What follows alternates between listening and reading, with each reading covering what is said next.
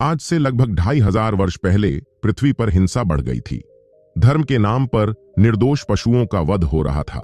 तब जीवों की हत्या रोकने के लिए माया देवी के गर्भ से भगवान स्वयं बुद्ध के रूप में अवतरित हुए।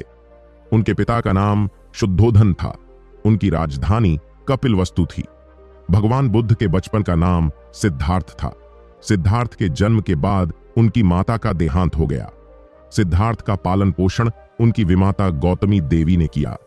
बचपन में ही किसी संत ने भविष्यवाणी कर दी थी कि राजकुमार सिद्धार्थ या तो चक्रवर्ती राजा होंगे या विरक्त होकर जगत का कल्याण करेंगे। राजा शुद्धोधन संत की इस भविष्यवाणी से चिंतित रहने लगे। उन्होंने राजकुमार सिद्धार्थ के लिए बहुत बड़ा भवन बनवा दिया था। उस भवन में दुख, रोग और मृत्यु की कोई बात न पहुंचे, इसकी कड़ी व्यवस्था कर दी थी। राजकुमार सिद्धार्थ का विवाह राजकुमारी यशोधरा से हुआ था। एक दिन उन्होंने पिता से नगर देखने की आज्ञा मांगी। राज्य की ओर से ऐसी व्यवस्था हो गई कि राजकुमार को नगर में कोई दुखद दृश्य न दिखाई पड़े, लेकिन होनी को कौन रोक सकता है। नगर में घूमते समय एक बूढ़ा आदमी सिद्धार्थ को दिखाई पड़ा। इसी प्रकार जब वे दूसरी बार नगर में घूमने निकले तो उन्हें एक रोगी मिला। तीसरी बार उन्होंने एक मुर्दा देखा। इन दृश्यों को देखकर संसार के सब सुखों से उनका मन हट गया।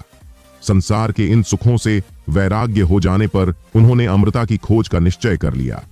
यह निश्चय कर एक दिन आधी रात को राजकुमार सिद्धार्थ चुपचाप राजभवन से निकल पड़े और वन में जाकर कठोर तप करने लगे।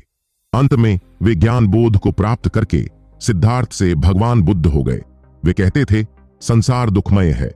संसार के पदार्थों को पाने की तृष्णा ही दुख का कारण है। तृष्णा का सर्वथा नाश होने से दुख का नाश होता है। राग, द्वेष और अहंकार को छोड़ देने से ही जीवन की मुक्ति होती है। सत्य, नम्रता, सदाचार, सद्विचार, सद्गुण, सद्बुद्धि, ऊंचा लक्ष्य और उत्तर ध्यान, ये 8 साधन भगवान बुद्ध ने मनुष्य की उन्नति के लिए बनाए थे। उन्होंने संसार में घूम घूम कर मानव धर्म का खूब प्रचार किया। यज्ञ में पशुवध को रोका, जीवों के प्रति प्रेम, अहिंसा और सद्भाव का अमर संदेश दिया। आज भी भगवान बुद्ध के उपदेश जन जन के लिए कल्याणकारी हैं।